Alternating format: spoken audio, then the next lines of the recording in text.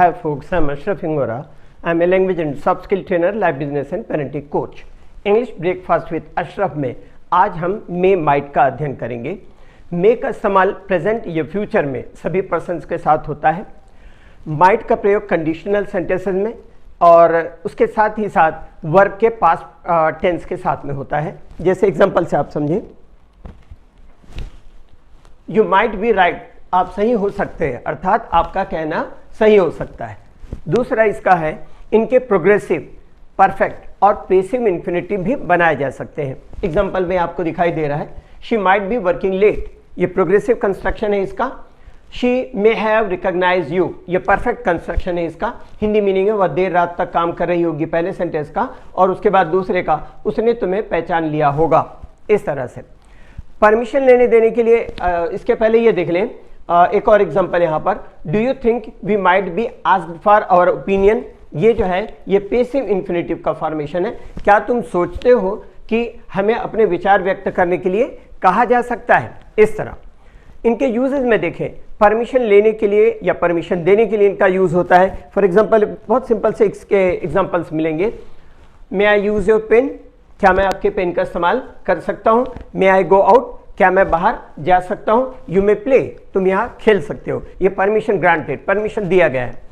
Next इसका use है possibility, probability, likelihood, doubt वगैरह व्यक्त करने के लिए। मे का इस्तेमाल संभावना व्यक्त करने के लिए होता है, जबकि माइट का इस्तेमाल कम संभावना व्यक्त करने के लिए होता है। यहाँ संभावना और संदेह को उदाहरण से आप समझेंगे, अलग अलग तरह से देखिएगा।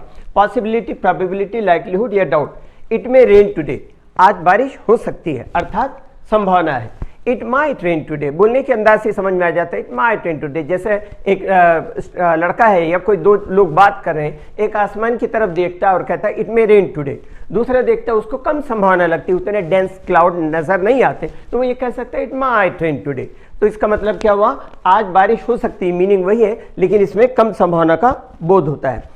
फिर देखें, it may not rain today, आज बारिश नहीं भी हो सकती, अर्थात बहुत कम संभावना। फॉर एग्जाम्पल, जैसे कोई रेनी सीजन है जरूर, लेकिन आसमान साफ है पूरी तरह, तो ऐसा आप कह सकते हैं कि आज बारिश नहीं भी हो सकती, बिकॉज स्काई इज क्लियर, आसमान साफ है, आज बारिश नहीं हो सकती, हो भी नहीं, नहीं भी हो सकती, sorry.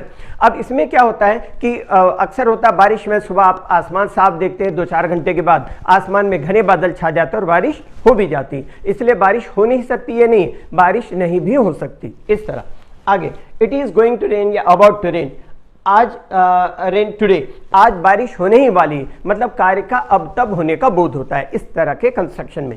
Patient is going to die, train is about to come या गोइंग टू कम, तो ये कार्य के अब तब होने का भाव, मतलब पूरी संभावना का भाव व्यक्त होता है, तो हम गोइंग टू भी यूज करते हैं। देन एक और यूज देखें, आज बारिश नहीं हो सकती, मतलब आज बारिश हो नहीं सकती, यह संभावना का टोटल अभाव, यह बिल्कुल संभावना नहीं होना। फॉर एग्जांपल, अगर विंटर सीजन है या अगर मान लीजिए समर सीजन है, कोई वेदर फोरकास्ट भी नहीं है, तो आप क्या बोलेंगे, आज बारिश नहीं हो सकती, it can not rain today because there is no forecast, या सीजन भी नहीं है। इस तरह से तो यहां पर इस तरह का बोध हुआ। फिर इसका यूज होता है पर्पस या उद्देश्य का भाव व्यक्त करने के लिए। एग्जाम्पल से देखें,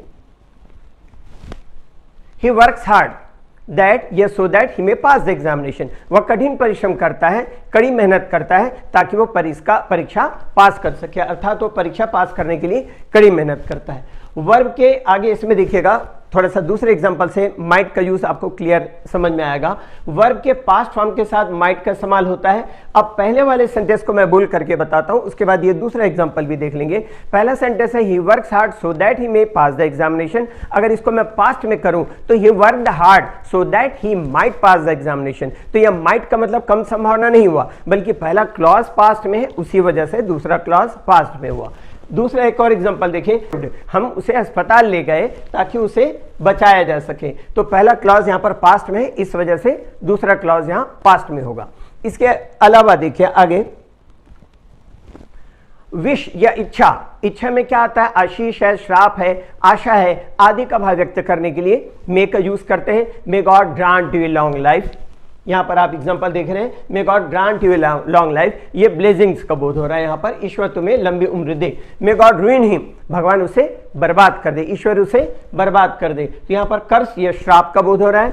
may you both be very happy, आप दोनों बहुत खुश रहें, तो यहां पर भी जो ब्लेसिंग्स का या वरदान का बोध हो रहा है, आशीष का बोध हो रहा है। होप, आशा का भाव व्यक्त करने के लिए let's pray that peace may soon return to our troubled land, हम प्रार्थना करें कि हमारी अशांत भूमि में जल्दी से शांति लौट आए। तो इस तरह से होप का यहां पर बोध हुआ। फिर नेक्स्ट आप देखें, may have plus past participle. May have plus past participle का यूज कैसे होता है? ऐसे फॉर्म से यह बोध होता है कि जो कार्य पास्ट में होने की संभावना तो थी, लेकिन यह पता नहीं चलता कि कार्य हुआ या नहीं हुआ। एग्जाम्पल देखिएगा, लिखा हुआ भी है, may have plus past participle से ये बोध होता है कि कार्य के पास्ट में होने की संभावना थी, लेकिन ये पता नहीं चलता कि कार्य हुआ या नहीं हुआ। ही मे हैव रीच्ड होम, वह घर पहुंच गया होगा। तो हो सकता है वह घर पहुंच गया हो सकता है वो जाते हुए किसी फ्रेंड के यहाँ चला गया हो। कार्य हुआ कि नहीं पास्ट में ये कंफर्म नहीं होता। इससे आगे देखिएगा, इसी की जगह पर अगर हम might have plus third form of the verb का यूज करते हैं तो बोध होता है कि कार्य पास्ट में होना था वो नहीं हुआ। इसे अपोजिट रिजल्ट में कहूं, इसका बोध होता है। एग्जांपल से देखिएगा, we might have won the match, हम मैच जीत गए होते। इसका मतलब क्या हुआ? हम मैच नहीं जीते। फिर परमिशन, आज्ञा के लिए हम मे का यूज करते हैं, बड़ा कॉमन है, स्कूल में कॉलेज में स्टूडेंट्स यूज करते हैं, मे कम इन सर, मे गो आउट सर वगैरह, जो हमने पहले परमिशन में देख लिया है। लेकिन पोलाइट परमिशन के लिए और रिक्वेस्ट का भाव व्यक्त करने के लिए माइट का यूज होता है। एग्जाम्पल देखिए, हाँ, परमिशन के लिए मे का इस्तेमाल होता है, लेकिन पोलाइट परमिशन और रिक्वेस्ट के लिए माइट का प्रयोग होता है। यहां पर might I use your phone, क्या मैं आपके फोन का इस्तेमाल कर सकता हूं? कुड का यूज ज्यादा कॉमन है, माइट का यूज उतना कॉमन नहीं। तो अभी हमने देखा मे माइट का यूज। तो ये जो कुछ भी है, जैसा हमने टेंस किया, और अगर एक सिंपल सा मैं आपको एग्जांपल देता हूं, विल का यूज करते हैं फ्यूचर इंडेफिनिट टेंस में, subject plus will plus verb plus object, इस तरह का एक सेंटेंस। आप देखें विल की जगह, मतलब आपका अगर टेंस परफेक्ट है ना, तो मॉडल वर्ब आगे कोई भी कहीं भी डिफिकल्टी नहीं जाती। मॉडल ऑक्सिलरी वर्ब है तो विल की जगह क्या लगाएंगे? मे लगाएंगे, कैन लगाएंगे, कुड लगाएंगे, वुड लगाएंगे, शुड लगाएंगे, मस्ट लगाएंगे, ऑट टू लगाएंगे वगैरह जो भी। तो आपको अगर मान लीजिए ये टेंस क्लियर है, खास करके फ्यूचर इंडेफिनिट। दूसरा आप देखें future perfect tense, will have plus third form of the verb का यूज करते हैं। मॉडल वर्ब लगाए तो can have, may have, might have, could have, would have, should have, ought to have, must have plus third form of the verb, इस तरह से। तो अभी हम ये जो देख रहे थे मे माइट का यूज, आपको क्या करना है, जो कुछ भी आपको बताया जा रहा है उन वीडियोस को एक नहीं ज्यादा बार देखें, एक से ज्यादा बार, ताकि अच्छी तरह उसके यूजेस समझ में आए। और उसके अलावा कुछ चीजें जो मैं पहले भी बता चुका हूं, बार बार रिपीट करने की जरूरत पड़ती भी है, क्योंकि वो चीज जहन से वेनिश हो जाती है। तो आपको करना क्या होगा, थॉट्स आते रहते हैं दिन भर में, 40 से 70 हजार तक थॉट्स इंग्लिश में सोचिए। शुरू में आपको अपने आप को ध्यान दिलाना होगा, नहीं इंग्लिश में सोचना है। कुछ दिनों में वो धीरे से हैबिट हो जाती है। 21-90 रेशियो जो होता है, मैक्सवेल माल्ट ने जो बताया था साइको साइबरनेटिक्स में, लगातार 21 डेज तक आपको रिमाइंड कराना है, तो बाद में रिमाइंड करने की जरूरत नहीं पड़ेगी। वो स्ट्रगल पीरियड गुजर जाता है और वो हैबिट में कन्वर्ट हो जाता है। फिर आपके थॉट सीधे इंग्लिश में आएंगे। एक अब आपको डिफिकल्टीज आएंगी, जब थॉट्स इंग्लिश में आएंगे तो आपको डिफिकल्टीज आएंगी सेंटेंसेस के कंस्ट्रक्शन में। इसके बारे में भी मैं आपको बता चुका हूं,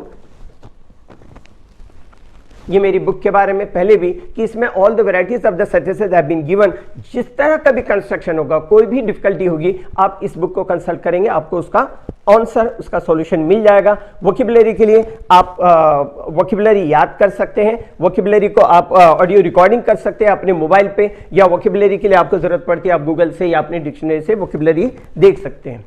तो ये था आज मे माइट का यूज। इंग्लिश के लिए आप मेरे channel English breakfast with Ashraf and soft skill के लिए Ashraf the mover and shaker पर लाइक, शेयर एंड सब्सक्राइब करें। कमेंट सेक्शन में कमेंट करें, बेल आइकॉन प्रेस करें और मेरी बुक जरूर पढ़ें।